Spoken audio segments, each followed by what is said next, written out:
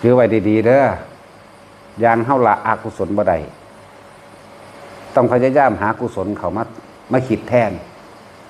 ทุกคนน่ะอย่างน้อยๆก็ขอให้สวดมนต์ได้จักบทใดบทหนึ่งซะอิติปิโสสวากขาโตสุปฏิปันโนนี่1บทละ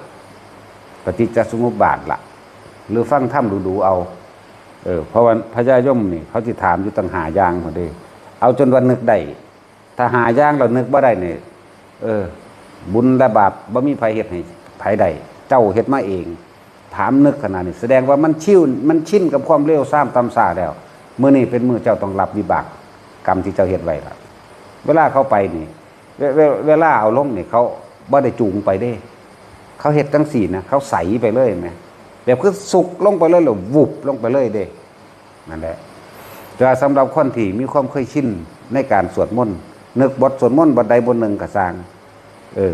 เขาสิถามถึงหาอย่างมาเด้เจ้าเคยเห็นคนเกิดบ่เคยเห็นอยู่เป็นทั้งใดคิดทั้งใดไม่ได้คิดยังแล้วจังซี่ก็มีเด้เขาสิถามว่าเคยรักนั่นบ่มั่งถามบ่คือการบันไดแต่ว่าถามอยู่ในประมาณหาอย่างเคยหลักมันบ่เคยนั่นนี่บ่ตัวว่าได้มีภาพอยู่ข้างบนอย่าลืมเฮากลมเด้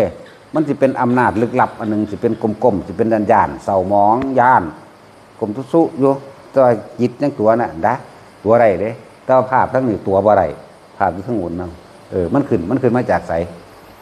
นี่แหละบอกทุกคนบอกว่าทุกคนน่ะตัวเองบ่ได้ดอกคำเว้าไว้ตัวผู้อื่นได้แต่ว่าโกหกความรู้สึกตัวเองเนี่ยบ่ได้ความคิดของเฮาเองนี่มันสิเป็นภาพขึ้นมาพุ่นเข้าใจบ่ล่ะเป็นภาพขึ้นมาเด้เป็นจอเด้นะจังซั่น จังซั่นมันคือกล่องวงจรปิดนี่นะ มันอยู่ในนี่มันอยู่ในความรู้สึกของเฮาที่เฮาสิปรุงแต่งเรื่องผิดแปลกไปจากความจริงของเฮาเป็นเนาะจังสิปุ๊บพี่ขึ้นแล้วมันขึ้นมาจากความรู้สึกแท้ของเฮามันขึ้นแล้วเด้แต่ว่าคำเว้าอีกบัดนึงบ่เคยรักเธอแล้วตั้งแต่มันง่อมไปเอาของเขาอยู่นี่แม่นี่นะมันเป็นธรรมดาเด้แต่ละคนก็เลยว่าวิธีถ้าเฮาบ่อาจสามารถที่สิละขาดเลยทีเดียวใครทุกคนฟังธรรมดูเอาเด้อฟังธรรมดูเอาฟังมันอยู่จังซั่นแหละฟังบทสวดมนต์ก็ฟังเทศแบบแสดงเทศนาแบบนี้ก็ฟัง